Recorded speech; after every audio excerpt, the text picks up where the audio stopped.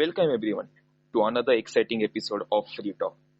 I am your host Aryan Aire, and today we have a truly exceptional guest joining us. He is a man of many talents, a prolific author with 13 incredible books to his name, and an esteemed special survey assistant settlement officer. Please give warm welcome to the one and only one, Rupesh Ranjan. Hello sir, how are you sir? Fine, sir. Yes, sir. Thank you, sir, for providing me such an opportunity to express my views, sir. Yes, sir, our team was reaching you for this podcast. So, आज हम sir इस podcast के लिए चालू करेंगे sir. तो मुझे आपके बारे में थोड़ा बताइए सर, मतलब about your family sir. Sir, मेरी family sir in the beginning जब हम बहुत छोटे थे सर, तो sir lower middle class family sir. मेरे पेरेंट बिल्कुल मतलब टीचर थे सर, और मतलब टीचर प्राइवेट टीचर्स थे। तो economical condition is very poor and मेरे पेरेंट उन्होंने अपनी मर्जी से शादी की थी। तो जो फैमिली और जो सोसाइटी था मतलब दोनों का उनके प्रति मतलब जो भी था इट्स नॉट गुड। तो हम लोग का जो बचपन हुआ है सर, जो बीता है, it's not very good kind sir.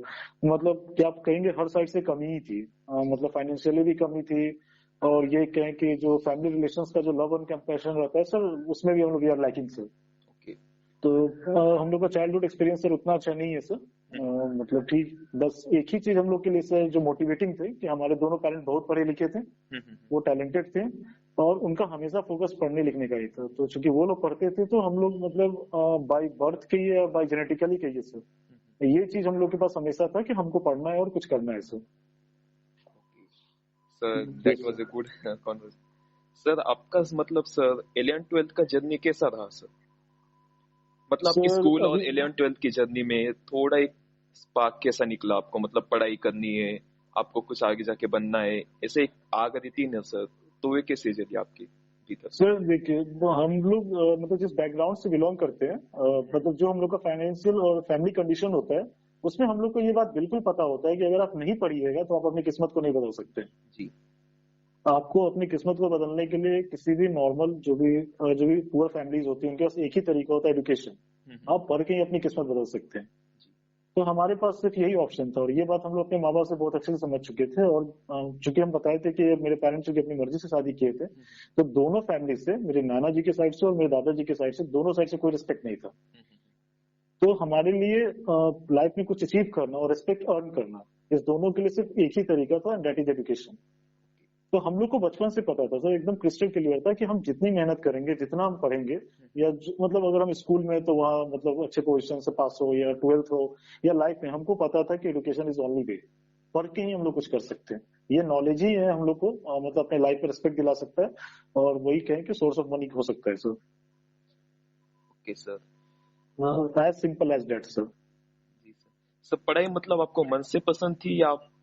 बिल्कुल सर, बिल्कुल। मतलब हम कह रहे हैं ये पता नहीं भाई जेनेटिकली आया था या हम अपने माँ बाप को देख कर आया था सर। मतलब ये तब से लेकर अभी तक मेरा जो एक ही शौक जो अभी तक कांस्टेंट है और जो अभी तक चले, वो पढ़ने का शौक है। और मेरे पेरेंट का सबसे इम्पोर्टेंट चीज जो हम आपको बताएंगे, वो कभी ये नहीं कहते थे कि तुम आईएएस बनो, ये नहीं था कि तुम यूपीएससी क्रैक करो, या तुम मतलब इस तरह की अच्छा तुम इसरो में चले जाओ या बार्क में चलो, ऐसा कुछ नहीं था। उनका बस ये कहना था कि तुम बस पढ़ो। उनको बस ये अच्छा लगता था कि हम उनसे किताब का डिमांड करते थे, और जो भी किताब का डिमांड करते थे वो किताब अवेलेबल कराते थे। मतलब हम अपने स्कूल के बता रहे हैं आपको, 3 क्लास 4 क्लास 5 क्लास जो होगा, उसमें भी अगर एक मैथमेटिक्स का भी मेरे पास 5 किताब होगा। मतलब वो कभी हाँ, मेरे घर का फाइनेंशियल कंडीशन कितना भी पुअर हो, लेकिन मेरे पेरेंट कभी इस चीज से नहीं घबराते थे कि हम लोग कितने किताब का डिमांड करते हैं। तो इसमें कभी वो ना नहीं बोलते थे। और मतलब उनका ये कहना सोचना था ना कि 24 आवर्स मेरा बच्चा पढ़े। तो वो सारा कंडीशंस जो आपके अराउंड क्रिएट करते हैं ना, वो बस इस तरह क्रिएट करते थे कि आप अपना सारा का सारा टाइम मैंने पढ़ाई को डिवोट करें। और ये एक दिन नहीं चला सर, ये मेरे लाइफ लॉन्ग अब तक चला सर। उनका हमेशा कॉपरेशन और उनका हमेशा यही सोचना था कि मेरा बच्चा 24 घंटा पढ़े। और सर पता नहीं बाई गॉड्स ग्रेस या पता नहीं माँ बाप का आशीर्वाद या जो भी, हम लोग का मतलब हम मतलब और जो 2 भाई बहन मेरे थे, उन सबका 24 आवर्स फोकस यही था कि हम लोग कितना पढ़े। और जब आप अच्छे स्टूडेंट बन जाते हैं सर, तो आप जिस स्कूल में पढ़ते हैं, जो टीचर्स होते हैं, उनका ओरिएंटेशन भी वैसा ही होता है आपके प्रति। जी। मतलब वो भी आपको सपोर्ट करते हैं, वो भी वैसे ही मतलब प्यार दिखाते हैं, और वो भी आपको ऐसे इंस्पायर और मोटिवेट करते हैं कि मतलब ठीक है रुपेश बहुत अच्छा है, बहुत अच्छा स्टूडेंट है, तो ठीक है मतलब पूरा कॉपरेट करते हैं कि रुपेश आगे चल के अच्छा करेगा। तो मेरे जो टीचर्स भी थे ना सर, वो बिल्कुल पेरेंट की तरह थे। और हम आपको बताएं कि मेरे इतने बड़े हो जाने के बाद भी मेरे स्कूल के उतने मतलब जिससे हम बहुत छोटे थे, वो टीचर से मेरा अभी भी कॉन्टेक्ट है। तो that the best example sir. Sir मैंने आपके बारे में पढ़ा था कि आप 10th में फर्स्ट आए थे सर, उसकी एक जर्नी बता दीजिए सर हाँ कैसी थी। सर, जो हम जिस स्कूल से थे, अब बहुत छोटा है, एक हम कहानी भी बताएंगे आपको। मेरे खानदान में भी कभी कोई 90 प्लस नहीं हुआ था हाँ। बोर्ड में। और हम जिस स्कूल में पढ़ते थे वो इतना छोटा स्कूल था कि वहां भी कभी कोई 90 प्लस नहीं हुआ था। तो हम मतलब अपने चाचा पूर्णिया में गए हुए थे, तो वहीं पे रिजल्ट आया। तो मेरी एक बड़ी मम्मी थी, वो मेरे पे क्या कमेंट करती हैं कि रोड वाला स्कूल पे पढ़ता है ये, रोड टाइप आप समझ रहे हैं ना, सड़क छाप स्कूल में पढ़ता है। जी जी जी। और क्या कहते हैं, ये भी नहीं सोचा होगा कि इसको इतना नंबर आएगा। हाँ। तो मतलब आप समझ सकते हैं कि मतलब हम लोग का क्या रिस्पेक्ट रहा होगा सर, और क्या लोगों का हम लोग के प्रति वो सोच था। तो हम पहले थे सर कि अपने स्कूल में 90 प्लस लाए थे और अपने फैमिली में भी आए थे। तो लोग मतलब खुश तो कम ही होते, ज्यादा जेलस होते, लेकिन मेरे पेरेंट के लिए, माँ बाप के लिए, कि आप समझ रहे हैं कि किस समय से कितने मेहनत से वो पढ़ा के हमको यहाँ तक लाए थे, उनके लिए बहुत बड़ा था सर। और मेरे जो छोटे भाई बहन थे उनके लिए इंस्पायरिंग था। तो ये इसका सब कुछ पॉजिटिव ही मतलब सर मेरे भी लाइफ और मेरे फ्यूचर के लिए भी हुआ कि मतलब ये एक पहला पॉइंट था जहाँ पे मतलब हम कुछ अच्छा किए, और चारों तरफ से मतलब हमको इसके लिए अप्लॉज मिला। मेरे भाई बहन के लिए मोटिवेटिंग था, और मेरे पेरेंट के लिए भी था कि वो इतना मेहनत कर रहे हैं, तो चलिए उनका बच्चा उनके लिए कुछ करके दिखाया है। जी। सर तो ये बहुत इंपॉर्टेंट टर्निंग पॉइंट था हमारे लिए, नहीं मेरे फैमिली के लिए सर। ये बहुत छोटा सा चीज है कि बोर्ड रैंक को 90 प्लस, लेकिन इट्स गुड सर। ये मतलब फीलिंग हम आज भी नहीं भूल सकते सर। Yes sir. जी सर। जी सेम ईयर सर, मैं भी 10th में फर्स्ट आया था, ये भी मेरे लिए एक यस मेमोरेबल सर। डे था। हाँ सर, हाँ सर। क्योंकि हम लोग सर मतलब आप क्या है सर, हम लोग स्टेप बाय स्टेप ही कहीं पढ़ते हैं ना। जी सर। तो मतलब जब तक लास्ट स्टेप में मतलब कुछ वैसा नहीं घटेगा, अगले स्टेप के लिए मोटिवेशन कहाँ से आएगा सर। जी सर, मोटिवेशन। तो वो, हाँ, हर उस पॉइंट पे आपको चाहिए कुछ मिले एज ए अचीवमेंट, कि आपको लगे कि हाँ ठीक है मतलब हम पढ़े तो हमको मिला, तो हम आगे बढ़ेंगे। और सर आप इसमें एक और चीज हम ऐड करना चाहेंगे कि मेरा जो 5 पेपर्स का एग्जाम होता है, उसमें 2 पेपर शुरू में उतना अच्छा नहीं गया था। तो मेरे एक टीचर जावेद सर आए थे, तो हम बहुत डिप्रेस थे, हमको ये लगा कि हम 90% का लेवल वो क्रॉस नहीं कर पाएंगे। ओके। तो वो हमको बोले कि रुपेश अभी 2 ही पेपर गया है, 3 पेपर अभी भी तुम्हारे हाथ में। और नेक्स्ट जो सर 3 पेपर्स मैथ्स, साइंस और संस्कृत था, और उसकी मदद से हम 90 प्लस क्रॉस भी कर गए सर। तो यस सर, तो ये यस सर, ये काफी इंटरेस्टिंग जर्नी थी आपकी 10th बोर्ड की। सर आप सुनते यस होंगे न्यूज चैनल्स में, न्यूज़पेपर्स में कि आईआईटी जेईई या फिर नीट के कोचिंग की वजह से बच्चे सुसाइड कर रहे, अगर उनका आईआईटी एनआईटी में नहीं होता, मेडिकल कॉलेज में नहीं होता, तो वो सुसाइड करते। सर आपने भी ये फेस जिया है सर कोटा में, आपका 11th 12th, आपकी आईआईटी जेईई नीट की हिस्ट्री, सर। सो उसके बारे में आपकी क्या राय है सर? तो सर देखिए, ये बहुत ही इंपॉर्टेंट क्वेश्चन है सर। हम मेडिकल का प्रिपरेशन करते थे, क्योंकि जो मेरा फैमिली है ना सर, उस फैमिली बैकग्राउंड में ज्यादातर लोग डॉक्टर्स ही हैं। तो हम, मेरा जो नेचुरल इंस्टिंक्ट था ना सर, कि वो कहीं ना कहीं मैथ्स के राउंड था, और हम इस चीज को कभी पहचान नहीं पाए। और जो फैमिली प्रेशर और पीयर प्रेशर होता है ना, उसमें हमको ये लगा कि नहीं है, हमको मेडिकल डॉक्टर बनना चाहिए। और इसका नतीजा ये हुआ कि सर हम मेडिकल की प्रिपरेशन के लिए गए, ठीक। जी। तो मतलब फर्स्ट बार में तो हम वो घर पे ही बैठ के प्रिपरेशन किए, क्योंकि मेरे पेरेंट्स के पास पैसा नहीं था कि वो कोटा हमको भेज सके। जी। तो ठीक है, रिजल्ट तो वैसा ही आया, अच्छा भी नहीं आया। फिर फाइनली मेरे पेरेंट ने पैसा जमा करके हमको कोटा भेजा। जी। कोटा में जो कोचिंग एलन में हम थे, तो ठीक है टॉप 100 में हमको लगता है कि 2 बार हम आए भी होंगे। तो मेरा परफॉर्मेंस अच्छा था, लेकिन वो हम सीबीएसई का पीटी क्लियर भी किए थे, और फाइनली मेंस हम क्रैक नहीं किए। तो मतलब मेरा जो जर्नी था सर, ये मतलब हम बता रहे हैं कि आपका जो मतलब आप क्या होता है कि नॉर्मल फैमिली में क्या होता है कि पेरेंट आपसे एक्सपेक्ट कर रहे हैं कि हम आप पे खर्च कर रहे हैं तो आप रिजल्ट देंगे, और आप पे प्रेशर होता है कि अगर आप नहीं रिजल्ट देंगे तो आप कीजिएगा क्या। हाँ, ये सब बच्चे से गुजरते हैं। तो मेरे साथ भी ऐसा हुआ कि भाई जब 2005 में हम 12th किए, हाँ ठीक, उस साल नहीं हुआ, 2006 में नहीं हुआ, और 2007 का हम बता रहे जब पीटी निकला और मेंस नहीं हुआ, और मतलब हम कोटा में रह भी चुके थे। तो वो दौर सबसे गुजरता है कि मतलब सबके लाइफ में आता है कि देखिए हर कुछ आपके अकॉर्डिंग नहीं होता, मतलब आप जैसा सोचते हैं वैसा होगा ही नहीं, तो हमको आपको पता है। पर वो जो उस समय हमारा जो मेंटल स्टेटस होता है ना सर, वो चीज समझने के लायक नहीं होता है। हम उस चीज को मतलब क्या कि इतना मैच्योर नहीं होते कि उसको अडेप्ट कर सके। और मेरा वही है कि मेरे पेरेंट हमेशा ये कहते थे कि अच्छा कोई बात नहीं, नहीं हुआ तो क्या हुआ। मतलब मेरे पेरेंट का ये हम जरूर कहेंगे कि मतलब हमको लगता है कि शायद सारे पेरेंट इतना सपोर्टिंग नहीं होते होंगे जी सर। जो ये बच्चे को कहते होंगे कि भाई अगर नहीं हुआ तो क्या होगा, तुम कुछ और अच्छा करो। जैसे मेरे दादाजी का एक बात है जो हम आपसे भी शेयर करेंगे। श्योर वो हमेसा कहते हैं ना, पत्थर है ना पानी में कभी नहीं सड़ता। सर। हाँ, वो हमको हमेशा कहते हैं, आज से लेकर हम इतने बड़े हो गए हमेशा ये कहते हैं कि पत्थर कभी पानी में नहीं सड़ता। वही अगर आप तुम टैलेंटेड हो, तुमको ये चीज नहीं मिला, तो भगवान आपके लिए कुछ और रखे होंगे, वहां तुमको कुछ ना कुछ मिल जाएगा। तो सेम चीज मेरे साथ हुआ सर कि हम उस समय AIEEE का एग्जाम दिए थे, जिसके लिए हम मैथमेटिक्स तो हम सिर्फ 12th पास किए थे, हम कभी नहीं पढ़ते थे और कोई प्रिपरेशन नहीं था मेरा इंजीनियरिंग एग्जामिनेशन के लिए। और मेरे घर के पास सेंटर पड़ा था वो केंद्रीय विद्यालय में, सर हम एग्जाम में अपीयर हुए और मेरा रैंक में 15,000 के अराउंड हुआ और हमको NIT पटना मिल गया सर। तो अच्छा। जिसके लिए हम इफर्ट नहीं, हाँ जिसके लिए हम इतनी इफर्ट नहीं डाले, बिल्कुल जस्ट फॉर्म डाल के जस्ट जाके एग्जाम में अपीयर हो गया और मेरा उसमें सिलेक्शन हो गया सर। जी। हाँ, और जो मेडिकल था उसमें मेरा कह रहे हैं कि जो BCE से एक मेडिकल होता है बिहार कंबाइंड का, उसका सेकंड लिस्ट में जिसमें प्राइवेट कॉलेज हमको मिल रहा था उस तरफ, लेकिन जब तक हम NIT पटना में एडमिशन ले चुके थे और जो कॉलेजेस हमको मिल रहा था मेडिकल का उसका फी ज्यादा था, तो मेरे फैमिली सिचुएशन तो वो था ही नहीं, आप समझ ही रहे। जी सर। तो मेरे लिए बेस्ट ऑप्शन NIT पटना था सर। तो हम वही कह रहे थे कि आदमी को कभी घबराना नहीं चाहिए और भगवान आपका एफर्ट देख रहे हैं, तो हो सकता है आप इस चीज में नहीं बने तो दूसरा, जैसे आप मेरा एग्जाम्पल देख सकते हैं कि हम मेडिकल में थे और इंजीनियरिंग में गए, तो थोड़ा वही है, विश्वास रखना पड़ता है। और वही है कि माँ बाप को इन सब चीजों में सपोर्ट करना ही चाहिए अपने बच्चे को कि ठीक है, हर कुछ आपके इतने लाख स्टूडेंट्स अपीयर होते हैं, सीट्स फिक्स है, तो सबका सिलेक्शन कैसे हो जाएगा सर? जी सर। और कुछ ही लोग का होगा ना, अगर 1000 सीट से 2000 लोग हैं और अगर 10 लाख लोग अपीयर हो रहे हैं तो 2,000 बच्चों का होगा, बाकी लोग का तो नहीं होगा ना। जी सर। नहीं। तो ये चीज तो हमको आपको हमेशा लेके चलना पड़ेगा ना कि ये भी एक ऐसा केस हो सकता है जब आपका सिलेक्शन नहीं होगा। ये हमको भी समझना है और मेरे पेरेंट को भी समझना है। और दिस इज नेचुरल सर, ये कुछ ऐसा नहीं कि एक्स्ट्रा ऑर्डिनरी चीज है, ऐसा होगा नहीं। और ये कहीं भी ये नहीं बताता कि आप ब्रिलियंट स्टूडेंट नहीं है, आप टैलेंटेड नहीं है, आपने एफर्ट नहीं डाला है। पर इंपॉर्टेंट चीज ये है कि जरूरी नहीं कि हर आदमी एक ही काम करेगा। ये मेडिकल में सिर्फ डॉक्टर ही नहीं होता है, कुछ लोग फार्मासिस्ट भी बनते हैं, कुछ लोग फिजियोथेरेपिस्ट भी बनते हैं, कुछ लोग नर्सिंग का भी कोर्स करते हैं। ऐसा तो नहीं है कि हर कोई होम्योपैथी डॉक्टर भी बनते हैं, ऐसा तो नहीं कि हर कोई MBBS ही करेगा। तो सर इस चीज को एक्सेप्ट करना पड़ता है। जी सर। जी सर क्योंकि मैंने भी 11th-12th IIT JEE दिया था, मेरा तो हुआ नहीं था उसमें, तो मैं भी बहुत डिप्रेस हो गया था। बाद में अभी मैं पुणे में पढ़ाई कर रहा हूँ, DY Patil institute of technology. हाँ इधर चल रहा है सर ठीक से।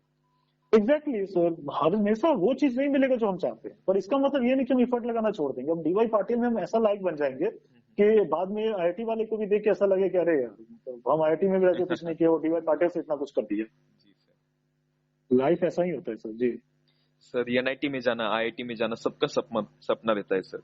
तो आपकी जर्नी NIT में कैसी थी सर?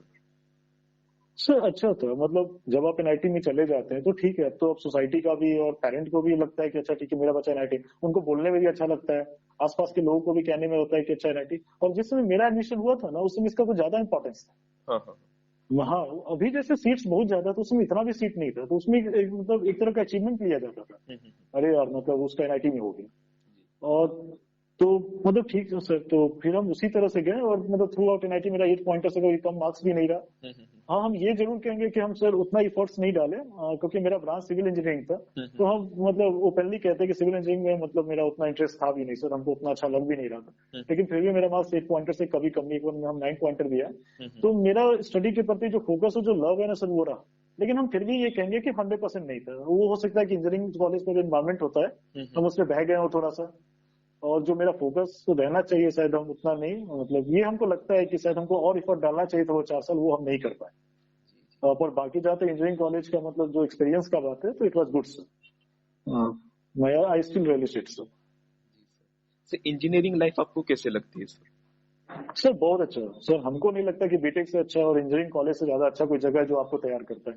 अभी आप अपने आसपास देखे होंगे कितने IITians, मतलब इवन मेरे NIT के भी एक चीफ मिनिस्टर मतलब नीतीश कुमार जो है बिहार के, वो NIT पटना के एलुमनी। हाँ हाँ मैंने भी सुना था। हाँ जी, तो मतलब ये NIT हो गया, कितने IIT से जो अभी इस देश के चीफ मिनिस्टर्स भी बने हैं जी। तो केजरीवाल सर भी अभी एग्जाम्पल है। तो आप जान मतलब कहे ना बीटेक से अच्छा नहीं है सर, ये जो आपका ऑल अराउंड डेवलपमेंट करता है कि मतलब जो आपको डिफिकल्ट सिचुएशन में, जो स्ट्रेस सिचुएशन में जो अपने को अडेप्ट करने के लिए या अपने आप को तैयार रखने के लिए जितना अच्छा इंजीनियरिंग कॉलेज माहौल देता है वैसा आपको कहीं नहीं मिलेगा। तो आगे चल के जब आप जॉब लाइफ में आइएगा सर, तो बहुत सारा चीज जो दूसरे के लिए मुश्किल है वो आपके लिए इजी टू डू रहता है सर। क्योंकि आप वैसे स्ट्रेस पहले से देख कर आए सर कि अब आपको 4 महीने का सेम है, उसमें होल सिलेबस कंप्लीट करना है, जी सर। उसमें 2 बार मिड सेम होता है, 2 बार क्लास टेस्ट होता है और असाइनमेंट कंटिन्यू जमा करना होता है, हाँ हाँ 9 से 5 का क्लासरूम होता है, 3-3 घंटे का लैब होता है। जी सर। तो अब आपको क्या चाहिए सर? सारा सिचुएशन तो आपके लिए क्रिएट कर ही दिया गया है और उसके हाँ अलावा भी आपको जो फेस्ट जो होते हैं कॉलेज में, हम्म, आपको पता ही है टेक्निकल फेस्ट जो होते हैं वो जी आपको सर। होता ही महीना 2 महीना, तो उसमें भी आप पार्ट लेते हैं। हम्म, बहुत सारा सर मतलब एक्स्ट्रा करिकुलर एक्टिविटीज में आप हिस्सा लेते हैं और मतलब वो जो सोशल एक्टिविटीज जैसे मतलब एनजीओ रिलेटेड टाइप का, तो हम्म, बहुत सारा काम आप इंजीनियरिंग कॉलेज में करते हैं और बहुत सारा चीज आप कर भी सकते हैं। जी सर। तो सर इससे अच्छा जगह नहीं है ऑलराउंड डेवलपमेंट के लिए सर। ये आपके मतलब पर्सनैलिटी में बहुत कुछ जोड़ता है सर, बहुत वैल्यूज ऐड करता है आपने सर। हम्म, हम्म, जी सर तो आपकी एकेडमिक जर्नी सर बहुत अच्छी रही थी सर। एक ट्रैक हम ले लेंगे सर, एक डिफरेंट ट्रैक था आपका, लव फॉर क्रिकेट सर। मैंने सुना है सर आपको क्रिकेट बहुत पसंद है सर। मुझे तो ये पर्सनली सर, क्रिकेट मैंने कभी खेला नहीं है ना, मुझे ये 3 ही सर। प्लेयर्स के नाम पता है, सचिन तेंदुलकर, विराट कोहली और MS धोनी। इसके अलावा मुझे क्रिकेट के बारे में कुछ पता नहीं सर। इसमें इंटरेस्ट कैसे है सर? क्या बचपन से आप ऐसे थे क्रिकेट में खेलने में? कैसा है इसकी? सर पता नहीं सर, ये भी शायद जेनेटिकली है क्योंकि मेरे जो 2 अंकल हैं चाचा लोग, हाँ हाँ वो लोग भी बहुत क्रिकेट खेला करते थे, जैसे मेरे पापा बताते हैं। जी सर। तो हम जब से छोट जगह मेरा पढ़ाई के बाद अगर सबसे ज्यादा मैक्सिमम टाइम किसी चीज पे गया है तो क्रिकेट। मतलब बचपन में मेरे दोस्त अगर जानते हैं कि अगर रुपये घर पे नहीं मिल रहा है तो इसका मतलब वो क्रिकेट फील्ड में ही होगा। हाँ, और हम अपने पेरेंट्स से कई बार मतलब क्या पीटे भी गए होंगे, डांट भी लगा होगा सिर्फ क्रिकेट खेलने की वजह से। मतलब मेरे पेरेंट्स को सिर्फ एक ही चीज से मेरे से दुख होगा कि हम क्रिकेट खेलते रहे होंगे क्रिकेट खेल और बहुत ज्यादा क्रिकेट खेलते रहे होंगे।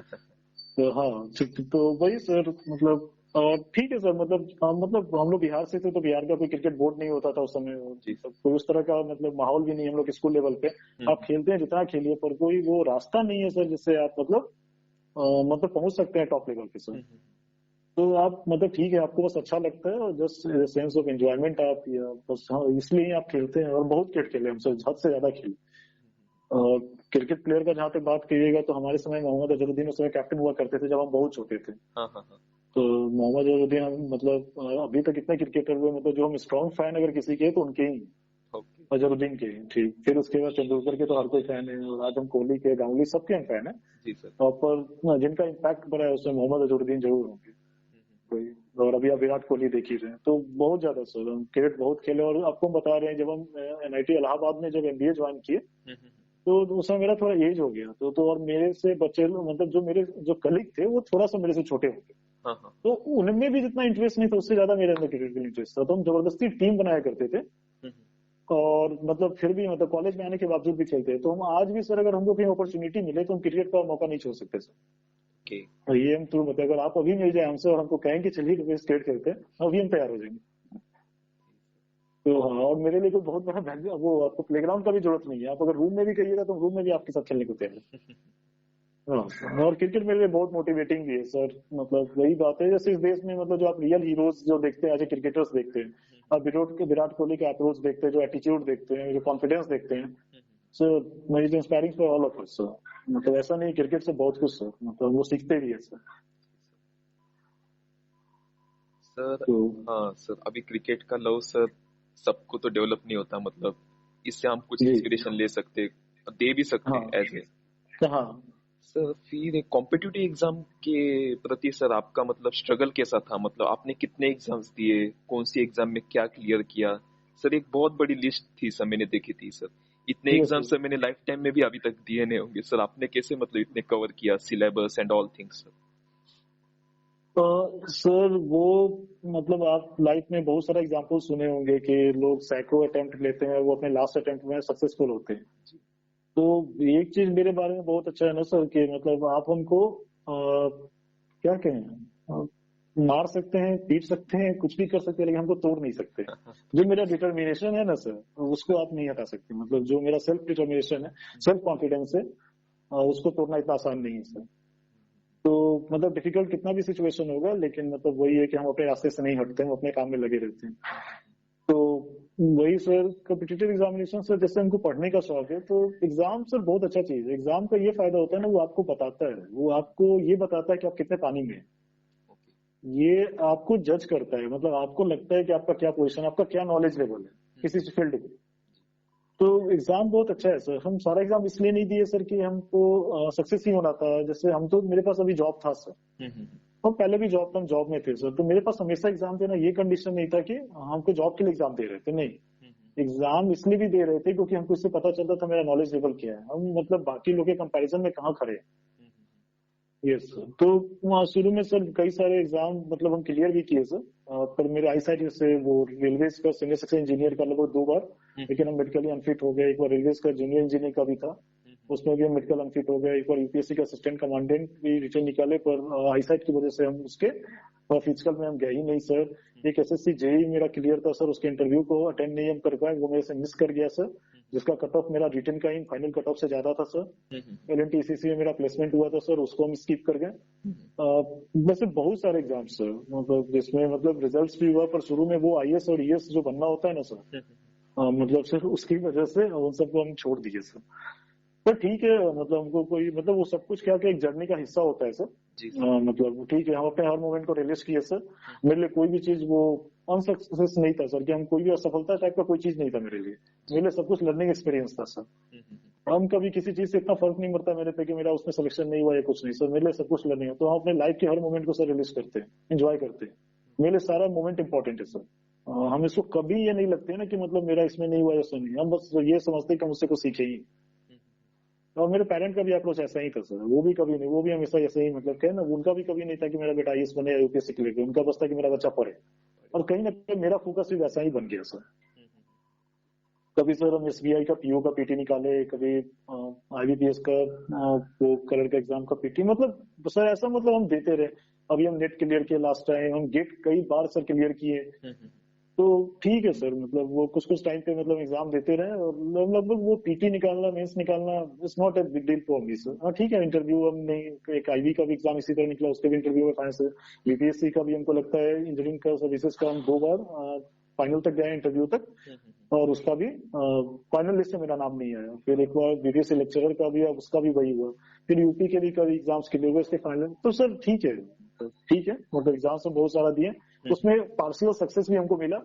और ठीक है, लॉट ऑफ लर्निंग एक्सपीरियंस भी सर, बहुत सारे हम इंटरव्यूज में बैठे, तो सर हम इसको बस अपने लर्निंग एक्सपीरियंस की तरह ही लेते हैं सर। ठीक है सर, ये बताता है आपको कि आप कितने पानी में हैं, और क्या आपका मतलब क्या प्रिपरेशन लेवल क्या है, दूसरों के कंपैरिजन में आप कहाँ स्टैंड लेते हैं, खड़े होते हैं। तो ठीक है सर, मतलब ये एक लाइफ था, और जैसे मतलब मेरा स्ट्रगल, ये जर्नी, यही हमको खुशी देती है सर। अपने लेवल पे जो कर सकते थे एफर्ट, वो हम लगाए सर। सर हर साल सर मैंने एक रिपोर्ट पढ़ी थी, मतलब 1 से 2 करोड़ लोग एग्जाम्स के लिए प्रिपेयर करते हैं, क्या चाहे वो गवर्नमेंट हो हाँ। या फिर कॉलेजेस के। सर जो फ्रस्ट्रेशन रहता है एग्जाम्स के लिए स्टूडेंट्स पे, सर वो मतलब वो अच्छा है या बुरा है सर? पार्टली सर, थोड़ा सा नर्वसनेस अच्छा भी है, थोड़ा फ्रस्ट्रेशन अच्छा भी है, और थोड़ा खराब भी है। फ्रस्ट्रेशन इस लेवल में होना चाहिए कि आपको डर होना चाहिए कि हमको सिलेक्शन चाहिए ही, पर वो पागलपन नहीं होना चाहिए। फ्रस्ट्रेशन कि आप इतने नर्वस हो गए कि एग्जाम में ब्रेकडाउन हो गया। थोड़ा डर तो लगना चाहिए, आप डरिएगा नहीं तो पढ़िएगा कैसे, आप एग्जाम के लिए सीरियसली प्रिपेयर कैसे कीजिएगा। थोड़ा नर्वसनेस तो होना ही चाहिए। थोड़ा नर्वसनेस से क्या होता है कि आप उस चीज के लिए प्रिपेयर हो जाते हैं 100%। आपको लगता है कि नहीं, मतलब ये नर्वसनेस ही तो बताता है कि हाँ, हमको अलर्ट करता है कि ठीक है, हमको उस चीज के लिए तैयार रहना है। आप साफ रिलैक्स तो नहीं हो सकते ना कि साफ आप छोड़ी दिए, मतलब रिलैक्स इतना हो गया कि मतलब कोई फर्क ही नहीं पड़ रहा है, अरे यार कुछ वैसा नहीं होना चाहिए। थोड़ा फ्रस्ट्रेशन, थोड़ा नर्वसनेस ठीक है सर, पर इतना फ्रस्ट्रेशन, इतना नर्वसनेस की मतलब हम एग्जाम से पहले मेरा पेन गिर जा रहा हो, हम क्वेश्चन का आंसर भूल जा रहे हो, हमको 2 घंटे में मेरा प्रैक्टिस हो रहा हो कि हम 150 क्वेश्चन सॉल्व करें, वहां जाके हम 50 भी सॉल्व नहीं कर पा रहे हो, इस तरह का नर्वसनेस नहीं सर, ये ऐसा नहीं चाहिए। मतलब इसके लिए हम प्रैक्टिस करते हैं और अपने को तैयार करते हैं कि एग्जाम इस तरह फेल ना हो जाए। थोड़ा ठीक है सर, पर बहुत ज्यादा सही नहीं। और पर ये सर मेरे इफर्ट तक ही, अगर आप सक्सेस नहीं भी हुए तो उसके बाद अब आपको ज्यादा फ्रस्ट्रेट होने और नर्वस होने की जरूरत ही नहीं। ये पार्ट है, मतलब फिर वही बात हम कहेंगे कि हर किसी को हर चीज उसके अकॉर्डिंग नहीं मिलती। जी सर। हाँ, सीट्स फिक्स है और कुछ ही लोग का सिलेक्शन होगा। तो एग्जाम देने तक आपका रिस्पॉन्सिबिलिटी था, एग्जाम देने के बाद रोने का कोई मतलब नहीं। आप उसको एनालाइज कीजिए, उसके आंसर्स को, जो आपका इफर्ट था उसको एनालाइज कीजिए, उससे कुछ कैलकुलेट कीजिए, और आपको अपने वाले नेक्स्ट परफॉर्म मतलब जो भी नेक्स्ट अटेम्प्ट होगा उसमें चेंजेस लाइए। और ये नहीं कि फ्रस्ट्रेट हो गए यार मेरे से हो गया, इस तरह ये एटीट्यूड नहीं सर, ये एकदम बेकार है। एकदम रोते भी नहीं रहना है, और मतलब एकदम रिलैक्स भी नहीं हो जाना, बल्कि हर चीज को एज ए लर्निंग एक्सपीरियंस लेना है। हमारा आपका जो एबिलिटीज है ना सर, उसका भी एक लिमिटेशन है। हर कोई एक जैसा नहीं होता। हाँ सर, हर हाँ कोई मतलब ये, एक्सेस। हाँ हाँ इतना नहीं है ये जो हम सोच रहे हैं कि मतलब हम आइंस्टाइन हो जाएंगे या आप ये सोच रहे हैं सचिन तेंदुलकर, नहीं हो सकते आप। नहीं हो सकता। अपनी लिमिटेशंस को पहचानिए और according to your limitations perform कीजिए। बिल्कुल ऐसे मत हो जाइए कि मतलब हम कुछ भी करें, ऐसा नहीं होता है। अब मैच्योरिटी का मतलब ये है कि अपने लिमिटेशंस को समझिए कि आप क्या कर सकते हैं, उसके अकॉर्डिंग अपने प्रिपरेशन और अपने गोल को तय कीजिए। और जो हम इस बात के लिए फ्रस्ट्रेट हो जाए कि हम सचिन तेंदुलकर नहीं बन सकते, तो उसको आप पागल को नहीं कहिएगा ना। आपको पता है आप क्या कर सकते हैं, उसके अकॉर्डिंग ही अपने आप को मतलब अपने को जज कीजिए और उसके अकॉर्डिंग अपने गोल्स को सेट कीजिए और तब परफॉर्म कीजिए। वो आपके लिए, हमारे लिए, सबके लिए अच्छा रहेगा। सर हमारी टीम एक रिसर्च कर रही थी, मतलब अभी यूपीएससी के क्लासेस, उनके ऑनलाइन लेक्चर्स रहते हैं, उनके कमेंट सेक्शन में सर एक कॉमन क्वेश्चन रहता है सर, गवर्नमेंट एग्जाम प्रिपेयर करने के लिए प्लान बी होना जरूरी है?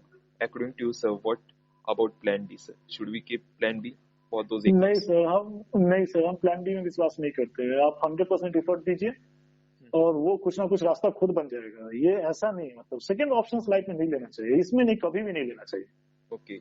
आप क्यों सोचते हैं सेकंड ऑप्शन? आप फर्स्ट ऑप्शन पे काम कीजिए। होना नहीं होना भाई नहीं होता है, बहुतों का नहीं होता है, पर ये इतना इंपॉर्टेंट चीज नहीं है। आप इस चीज को पहले ही क्यों सोच रहे हैं? आप ऑप्शन एक लीजिए, प्लान ए रहिए, उस पर काम कीजिए, उस पर अपना 100% एफर्ट डालिए। जो नहीं होगा वो हम देख लेंगे।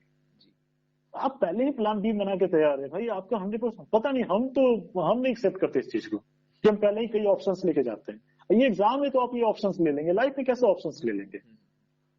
दुनिया में, आपके लाइफ में, हमारे लाइफ में सब बहुत बड़ा समय आता है जब आप एक ही ऑप्शन ले सकते हैं।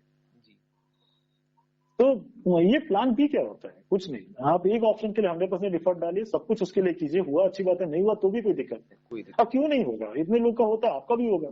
और नहीं भी हुआ तो कोई आप पहले थोड़े होंगे जिसका नहीं हुआ। नहीं। लाखों लोग का नहीं होता है। यहाँ पे कितने सारे एग्जाम्पल्स मिलेंगे जिनका यूपीएससी एक नंबर से, वो बताते हैं कि 4 अटेम्प्ट से वो दे रहे हैं, इंटरव्यू तक पहुंच रहे हैं, उनका फाइनल लिस्ट में नाम नहीं आया। अब हम कौन होते हैं ये जज करने वाले कि उसमें टैलेंट की कमी है? जी अभी हम एक फिजिकली डिसेबल का एग्जाम्पल हम देख रहे थे, सर का। उनका हम देखें कि शायद वो 4 बार से यूपीएससी क्रैक कर चुके हैं, अभी भी उनको कोई सर्विसेज नहीं मिला है। अच्छा, ईरा तो सीक्वेंस वही क्या? नहीं, अभी जस्ट एक और एग्जांपल आया सर का, अभी आप देखिएगा, जस्ट नया है। वो 4 बार यूपीएससी क्लियर कर चुके हैं, पर उनके शायद मस्कुलर डायस्ट्रोफी से शायद वो सफर कर रहे हैं। ओके। तो शायद इसकी वजह से शायद उनको कोई सर्विसेज मिल नहीं पा रहा यूपीएससी में। हाँ, तो भाई आप उस आदमी का टैलेंट सोचिए ना उनका, कि मतलब वो 4 बार मतलब वो लगातार यूपीएससी क्लियर कर रहे हैं। अब हम आप कौन थे? ठीक है, उनको सर्विसेज नहीं मिलेगा, फिर भी क्या आप हम जज करेंगे कि मतलब वो टैलेंटेड नहीं थे या परफॉर्म नहीं कर सकते? ऐसा हमको लगता है दिल्ली में बहुत सारे एग्जाम्पल है जो इंटरव्यू तक गए हैं और कई बार गए हैं, उनका फाइनल रिजल्ट में नाम नहीं आया। तो क्या हो गया उसका मतलब? भाई हमारा आपका काम एफर्ट डालना, एफर्ट डालिए, हो ना हो बाद में सोचा जाएगा। प्लान बी का क्या जरूरत है सर? ये मतलब मेरा ऐसा मानना है सर। सर काफी स्टूडेंट्स अपना यूथ सर्विस कॉम्पिटिटिव एग्जाम में गवा देते हैं सर, आपने देखा होगा सर। यस तो सर, इस पे ये हाँ, आपके हिसाब से सर ये सर? जी सर। नहीं, क्वेश्चन सर आप कंप्लीट कीजिए सर। हाँ सर, वो यूथ यूथ को सर कितने साल देने चाहिए कॉम्पिटिटिव एग्जाम में? 2 साल, 3 साल या 4 साल? सर आपका बिल्कुल जेन्युइन क्वेश्चन है। ये बहुत अच्छा मौका दिए मेरे अपने थॉट्स इस पे देने के लिए सर। जिस साल आप पास करते हैं, 1 ईयर से 2 ईयर सफिशियंट सर। ओके। 2 साल से ज्यादा कभी टाइम स्पेंड मत कीजिए सर, कॉम्पिटिटिव चाहे एग्जाम। कोई भी एग्जाम है सर। अपने जो आप ये कह रहे हैं ना, यूथ का जो टाइम है, जो आप मोस्ट एनर्जेटिक होते हैं, तो सर हम उस एरा में नहीं जी रहे हैं जब आपके पास स्किल्स की कमी है, स्कोप की कमी नहीं है सर। मतलब कहने थाउजेंड्स ऑफ ऑप्शंस आपके पास अवेलेबल है। जी सर। आप इवन सब्जेक्ट्स काउंट कीजिए ना सर, मतलब इतने सारे कोर्सेस अवेलेबल हैं कि मतलब हम आप काउंट नहीं कर सकते। जी। उस जमाने में अगर हम 8 साल दिल्ली में बैठ के किसी एग्जाम को दे रहे हैं, ये क्या है सर? ये 8 साल आपके लाइफ का सबसे प्राइम टाइम था। और इस 8 साल को आपको पता है आपके लाइफ का क्या इंपॉर्टेंट, कि आप अपने में क्या ऐड करते हैं, जी। मतलब आपकी प्रोडक्टिविटी क्या है, मतलब कितना पर डे आप अपने में कितना चीज ऐड कर पाते हैं। आप एक ही एग्जाम के लिए एक ही चीज को पिछले 8 साल से पढ़ रहे हैं, ये कहाँ का इंटेलिजेंस है? जी सर। हमारे आपके लाइफ का क्या चैलेंज है कि हमारे पास रोज न्यू क्वेश्चंस आते हैं, उसका सॉल्यूशन ढूंढते हैं और कुछ वैल्यूज ऐड करते हैं अपने आप में, कुछ नॉलेज और स्किल्स में ऐड करते हैं। हम एक ऐसा लाइफ जो जी रहे हैं, एक ऐसा स्टैग्नेंट लाइफ जिसमें हमारा कुछ ऐड ही नहीं हो रहा है। ऐसा लाइफ का क्या सेंस बनता है सर? वो भी आप अपने लाइफ का सबसे प्राइम टाइम, एज के 22 से लेके एज के 30 तक हम बस को बर्बाद करें, उससे क्या मिलेगा आपको? जी सर। तो मेरे समझ से सर 1 से 2 ईयर सफिशियंट, चाहे हम हो चाहे कोई हो। इस तरह का मिस्टेक नहीं करना है। आप अपने को जज कर लीजिए, शायद आप इस चीज के लिए नहीं बने हैं। जो दूसरा फील्ड आपको सही लग रहा है उसमें जाइए और उसमें अच्छा परफॉर्म कीजिए। और कोई नहीं कहता कि आप इसी चीज में नाम कर सकते हैं। जो नया फील्ड चुनिएगा उसमें भी आप मतलब हर जगह आपको एफर्ट डालना ही है। और एक और चीज कहेंगे सर, कहीं भी नाम करने के लिए और मतलब किसी फील्ड में अपना नाम रोशन करने के लिए सर आपको एफर्ट डालना ही पड़ता है। ऐसा कुछ नहीं है सर कि ये फील्ड आसान है और ये फील्ड स्ट्रांग है, ऐसा नहीं है। किसी में भी अच्छा करने के लिए आपको मेहनत करना ही पड़ेगा। जी सर। कोई शॉर्टकट नहीं है सर इसका। मतलब ऐसा जो कोई कहता है ना कि हम ऊपर से आए, और वैसा कुछ नहीं होता सर। आपको दिखाई नहीं देता हो हमको, आपको अलग चीजें, पर उसके पीछे उसका लेबर लगा होता है सर। ये मिरेकल टाइप का कोई चीज नहीं होता सर। मतलब लोग कहते हैं ना कि 10 घंटा 12 घंटा 14 घंटा आपको पढ़ना ही पड़ता है 18 घंटा। जी सर। ऐसा कोई तरीका नहीं कि 6 घंटा पढ़ के आप 18 घंटा के बराबर नॉलेज नहीं होता है। ऐसा बस बोलने की बात है कि मेरा सिलेक्शन हो गया तो हम लोग को कह रहे हैं कि हम 6 घंटा नहीं सर, आपको 18 घंटा पढ़ना ही पड़ता है अगर आपको सीखना है तो। या जो भी फील्ड आप चुने हैं तो उसमें आपको 18 घंटा लेबर डालना ही पड़ता है। तो आप कोई भी फील्ड जाएंगे तो ऐसा नहीं है कि बैठे बैठे कुछ मिलेगा, आपको उसमें भी एफर्ट डाल के ही अपना नाम करना है। जी सर। हाँ, तो इससे घबराना नहीं है सर। 1 से 2 साल मैक्सिमम है, इससे ज्यादा बिल्कुल टाइम वेस्ट मत कीजिए। चाहे दुनिया का कोई भी ऑप्शन आप चुने और कोई नया फील्ड चुन के वहां पे एफर्ट लगाइए, this will be a good option sir. एकदम समय, और आप अपना नुकसान नहीं कर रहे हैं, ये आप अपने देश का भी नुकसान कर रहे हैं, अपने फैमिली का भी नुकसान कर रहे जी हैं। सर। आपका जो एज ग्रुप है ना वो पूरे आपके देश का भी, वो यूथ का एज ग्रुप है। तो एक यंग लड़का अपने लाइफ का 8 साल बर्बाद करके वो अपने देश का भी नुकसान कर रहा है और अपने फैमिली का भी नुकसान कर रहा है। जी सर। हाँ, ये बात हमारे आपके लिए सबके लिए लागू होता है। तो थोड़ा समझदार और थोड़ा मैच्योरिटी दिखाना चाहिए। किसी चीज के लिए इतना पागल नहीं हो जाना चाहिए कि 15 अटेम्प्ट आप 10 अटेम्प्ट दे रहे हैं एक एग्जाम के लिए, आप पा ही क्या लीजिएगा उसके बाद। ये भी तो थोड़ा सोचना होता है ना कि हम ऐसा क्या पा लिए 10 साल के बाद, जब अपने लाइफ का 10 साल दे भी दिए। तो बल्कि 10 साल अगर आप कुछ और किए होते तो सोचिए आप कितना कुछ कर लिए होते हैं। Yes sir. सर अभी मैंने बहुत बार देखा है यूरोपियन और अमेरिकन कल्चर में वो फेलियर को as a badge of honour पहनते हैं सर। सर पर ये इंडिया में Yes, sir. मेंटेलिटी नहीं है सर। अगर हम फेलियर फेस करते हैं तो लोगों को लगता है यार ये इसका ध्यान नहीं था, ये ऐसे ही मस्ती करता था, ये ऐसे इधर ध्यान था, इसका फेल हो गया। इसके बारे में सर आपका क्या है?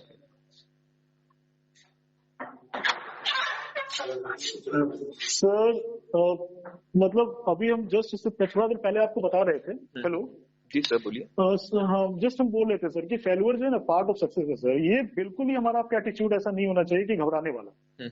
हम आपको बोल रहे हैं सर कि अगर 10 लाख लोग अपीयर हो रहे हैं और 2000 सीट है तो 2000 लोगों का सिलेक्शन होगा, बाकी लोग का नहीं होगा।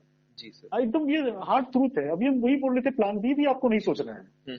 आपको कभी ऐसा सोचना ही नहीं है कि मतलब कुछ और अगर नहीं हो पाया तो ये ऑप्शन लेके हमको आपको चलना ही नहीं।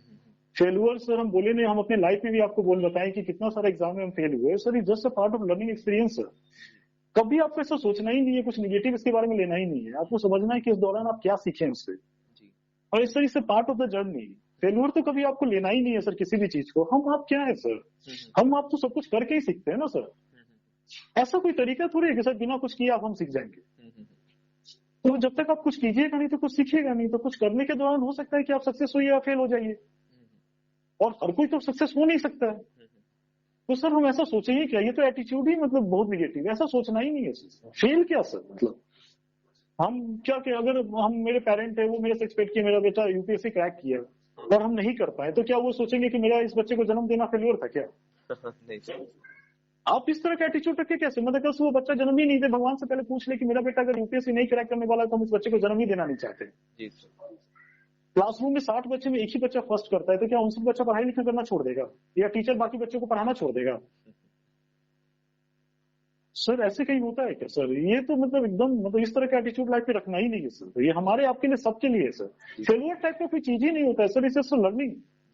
ये हमको सिखाता है सर, हमको अपनी कमी बताता है कि हमसे क्या कमी रह गई, हम उस चीज को चेंज लाते हैं। और सर ये जर्नी है, इसको एंजॉय करना है। फेलियर सक्सेस लेके कहीं रुकना नहीं है सर। जी सर अभी आपकी बैक लाइफ हमने पूरी डिस्कस कर ली। आपके मतलब फैमिली से लेके आपके 10th की जर्नी, 11th 12th की जर्नी, आपकी एनआईटी की जर्नी। सर तो फिर आप अभी गवर्नमेंट ऑफिसर हो currently. Sir as a government officer आपका सर काम क्या है? मतलब आपके जो रोल्स है, रेस्पॉन्सिबिलिटीज है, आपके की रोल्स, सर थोड़ा उसके बारे में एक लाइट डाल दीजिए। सर अभी तो हम स्पेशल सर्वे असिस्टेंट सेटलमेंट ऑफिसर है, तो मेरा मेन काम है रिकॉर्ड ऑफ राइट्स बनवाना, जिसको खतियान कहते हैं, लैंड रिकॉर्ड्स। ओके सर तो मतलब एज ए गवर्नमेंट सर्वेंट तो ये मेरा काम है सर। लेकिन जो हम और चीज जो आपको बताएंगे, ग्राउंड पे हमको ऐसे काम करना होता है ना कि सर हम लोगों के लिए बिल्कुल नॉर्मल रहे। वो कंफर्टेबल हो सर मेरे से बात करते हुए, मेरे ऑफिस में आते हुए, मेरे से जो वो एक्सपेक्ट करते हैं हम वो पूरा कर सके सर, ऐसा पर्पस रहता है कि सर हम जिन गांव में काम करते हैं ना सर, वहाँ लिटरेसी लेवल बहुत पुअर होता है सर। हाँ, तो मतलब आपको उनको समझाना पड़ता है, मतलब जो चीज उनके लिए बनाया गया उस चीज का भी उनको समझ नहीं है कि ये चीज उनके लिए हो रहा है। तो पहले तो हमको ये समझाना पड़ता है कि सर ये सारा सर्विसेज आपके लिए है, और जब हम समझाते हैं उसके बाद फिर वो सर्विसेज के फायदा लेने के लिए तैयार होते हैं और तब हम उनकी मदद करते हैं। तो यहाँ डबल काम हो जाता है, एक तो सर्विसेज प्रोवाइड करना और एक सर्विसेज के बारे में उनको समझाना। हाँ सर, तो आप जानते हैं कि गांव मतलब यहाँ लिटरेसी नहीं है सर, डेवलपमेंट एकदम नहीं पहुंचा हुआ है सर। मतलब हम कहें अगर एक कप चाय पीने के लिए उनको काफी दूर जाना पड़ता है, सर्विसेज के नाम पे मतलब कमी होता है, मतलब उन ऑफिसेज में जहाँ हम लोग काम करते हैं, और जो कंडीशंस होता है वो मतलब इतना पॉजिटिव नहीं होता सर। पर फिर वही है कि सर ये हमारा रिस्पॉन्सिबिलिटी है कि उस सारे जो भी कंडीशन जो कि आपके सपोर्ट में नहीं है उन चीजों को आपके सपोर्ट में चेंज करना है। आपको उस माहौल के अनुसार खुद को भी ढालना है और सारी चीजों को अपने अकॉर्डिंग चेंज भी करना है और अपना बेस्ट परफॉर्मेंस देना है सर। हम लोग गांव में काम करते हैं सर, वहाँ कास्ट प्रॉब्लम है बहुत सारा सर, एजुकेशन का प्रॉब्लम है सर, मतलब जो फंडामेंटल प्रॉब्लम्स जो शुरू से चलता आ रहा है आज भी चलते आ रहा है, पानी का कहीं प्रॉब्लम है, कहाँ बहुत सारा प्रॉब्लम है सर। लोग मतलब शहर जैसा लाइफ नहीं होता सर, अर्बन लाइफ नहीं है, यहाँ पे सारा फैसिलिटीज आपको मतलब एक मोबाइल पे अवेलेबल, ऐसा नहीं होता है सर। तो आपको जैसे अगर मान लीजिए हम कहीं बाहर से हम कभी इस तरह का लाइफ नहीं जिए तो हमको फिर अपने आप इसके अकॉर्डिंग एडजस्ट करना पड़ता है ताकि वो इतना कंफर्टेबल हो सके, ताकि वो अपने सारे एक्सपीरियंसेस को मेरे से शेयर कर सके सर। हाँ, तो सर मेरा पर्पस यही रहता है सर कि उनके लिए हर चीज को हम आसान बनाए सर, अपने ऑफिस का भी माहौल वैसे ही रखे, पूरी टीम जो भी मेरे अंदर है उस टीम को भी वैसे ही अडेप्ट कराए, ढाले सर। बिल्कुल सर, मैं सर मैंने ये भी आपके बारे में पढ़ा था कि आपने एमबीए किया है, तो उसके बारे यस में सर। क्या है सर? मतलब इंजीनियरिंग करने के बाद एमबीए आपने कैसे चूज किया सर? सर हम उस समय हरियाणा इरिगेशन में एज ए जेई काम कर रहे थे, हाँ हाँ हाँ। तो उस समय उस गवर्नमेंट जॉब से मैं उतना खुश नहीं थे, तो हमको ऐसा लगा ना कि हमको प्राइवेट में जाना चाहिए। जी जी। तो हाँ सर, मतलब उस समय का हम अपनी मेंटेलिटी आपको बता रहे मतलब एक गवर्नमेंट जॉब में थे, हाँ दिल्ली में पोस्टेड थे, सिविल लाइंस में ऑफिस थी। हाँ हाँ। तो उस समय मेरा सोच यही था ना कि ठीक है हम इस गवर्नमेंट जॉब को छोड़ के प्राइवेट की ओर मूव कर जाते हैं, लेकिन सब कुछ आपके अकॉर्डिंग नहीं होता सर। एमबीए कॉलेज में एडमिशन लिए, फिर वो कोरोना का टाइम आ गया और फिर फाइनली हमको गवर्नमेंट जॉब में ही आना पड़ा। खैर ठीक है सर, अभी हम सेटिस्फाइड है। पर उस समय जो सर मेरा एमबीए करने का सोल पर्पस था यही था कि हम किसी मल्टीनेशनल या प्राइवेट में जाना चाहते थे सर। जी सर। सर तो जो लास्ट है सर, आपके फैमिली के लिए कुछ आप डेडिकेशन सर देना चाहते हैं? आपकी फैमिली की वजह से आप इस पोजीशन पे रीच कर पाए हो। बिल्कुल सर, क्योंकि हम आपको बताएं कि जैसे मेरे पेरेंट का फाइनेंशियल कंडीशन था बिल्कुल पुअर सर, जी सर। और मेरे पापा मम्मी मतलब जो कि अपनी मर्जी से शादी किए थे, तो समाज का जो उनके प्रति था वो बहुत नेगेटिव था सर। कोई सपोर्ट कहीं से नहीं आता था, ना मेरे दादाजी के घर से, ना मेरे नाना जी के घर से। उस कंडीशन में खुद को मोटिवेट रखना और हम लोग को यहाँ तक पहुंचाना, हाँ मतलब कभी भी मतलब किसी मुश्किल समय मेरे पेरेंट के द्वारा हम पे प्रेशर नहीं डाला गया, बल्कि वो मतलब उसको इस तरह से लिए कि अच्छा ऐसा होता है, कोई बात नहीं है, बाद में फिर हो जाएगा। इस तरह का जो मतलब सपोर्ट था ना सर, ये गजब था। और मेरे पेरेंट कभी हम लोग इस तरह का बोझ नहीं डाले कि तुमको ये सर्टेन एग्जाम क्रैक करना है, अपनी लाइफ में ये चीज करना है, ऐसा कभी नहीं सर। वो जितना कर सकते थे, बोले ना जितनी किताबें मांगे वो सारा किताबें अवेलेबल कराएं, जो मांगे सारा डिमांड पूरा किए, वो जितना सपोर्ट कर सकते थे मेरे पढ़ाई लिखाई में उतना सपोर्ट किए। और सर, और जो मतलब मेरे भाई बहन भी थे सर, वो तो मेरे बाद हैं सर, लेकिन वो लोग भी जैसे से बड़े हुए कभी नहीं सर, उनकी तरफ से वही सपोर्ट वही मोटिवेशन, मेरे खराब समय में भी ऐसा नहीं हुआ कि सब मेरे लिए हमेशा अवेलेबल थे सर, वो तब से लेकर आज तक सर। तो मेरा लाइफ जो भी है सर, इन 4 लोगों का बहुत ज्यादा असर है, मेरे भाई बहन और मेरे माँ बाप का सर। हम जो भी आज पोजीशन में या जो भी कुछ है, जो भी मेरा नॉलेज है, जो भी समझ है, जहां भी हम पहुंचे इन सबका बहुत रोल है सर। और हम बताते हैं कि आपकी फैमिली सबसे इम्पोर्टेंट होती है, इसके अलावा आप कुछ नहीं है sir. Family is important and first priority. हाँ सर, अगर ये अच्छा नहीं तो फिर आप कहीं कुछ नहीं, ये ही डिसाइड करता है कि आप कहाँ आगे जा रहे हैं। आपके दोस्त, आपका फैमिली यही डिसाइड करेगा, आपके आसपास के लोग ही तय करते हैं कि आप कहाँ पहुंचेंगे सर। जी सर आपकी फ्यूचर्स गोल क्या है सर? अभी तो आपकी एज 35 होगी शायद, 33 35। हाँ, सर 35 के आपको अराउंड सर। सर आप 30 साल बाद आपको कहाँ देखते हो सर? सर हमको ये राइटिंग में सर आगे बढ़ना है सर, अभी हमको वही दिख रहा है। और हमको लग रहा है कि सर मतलब जो भी एजुकेशन में सर्विस हम दे सके, मतलब मेरा एक ऐसा पर्पस है कि हम आगे चल के एक स्कूल खोले, और मतलब हम जो भी करना चाह रहे हैं सर, टीचिंग, मतलब हम टीचिंग एक्सपीरियंस को ऐड करना चाह रहे हैं सर, मतलब हम टीचिंग के फील्ड में ही कुछ करना चाह रहे हैं सर, और बदले हम कॉलेज में करें या स्कूल में कहीं भी करें, मेरा फ्यूचर सर मतलब हम अपने को as a teacher, as a professor ही देख रहे हैं। हाँ सर, और अगर हमको मेरे पास अगर फाइनेंशियल सिचुएशन ठीक रहा तो होगा तो हम कुछ एनजीओ भी सर एजुकेशन से रिलेटेड ही खोलेंगे। यस सर ये काफी बड़ा गोल है सर, कोई यस सर। गवर्नमेंट ऑफिसर इस बारे में सोचता नहीं सर। नहीं सर, जॉब जी सर। मतलब ठीक है, पर मेरा जो, अगर हमको भगवान जो समझ दी है, जो शिक्षा दी है, हम चाहते हैं उसको फैलाएं, अपने नॉलेज को शेयर करें। यही सर, यही। सर तो फिर हम पॉडकास्ट यहाँ पे एंड करते हैं सर। मुझे बहुत चीजें सीखने को मिली सर आपसे सर। मैं चाहूंगा कि हमारे जो गेस्ट आगे चल के लिसन करेंगे इस पॉडकास्ट को sir, I will be assure that they will learn something new. Thank you guys for Yes. listening this podcast. And once again, thank you, sir, for giving your time, valuable time. Thank you, sir. Also, sir, for providing me such an opportunity to express my views, sir. Sure, sir. Sir, फिर अगले podcast में मिलते हैं sir. Yes, sir. Thank you, के sir. लिए Thank you. नमस्ते sir. Namaste, sir.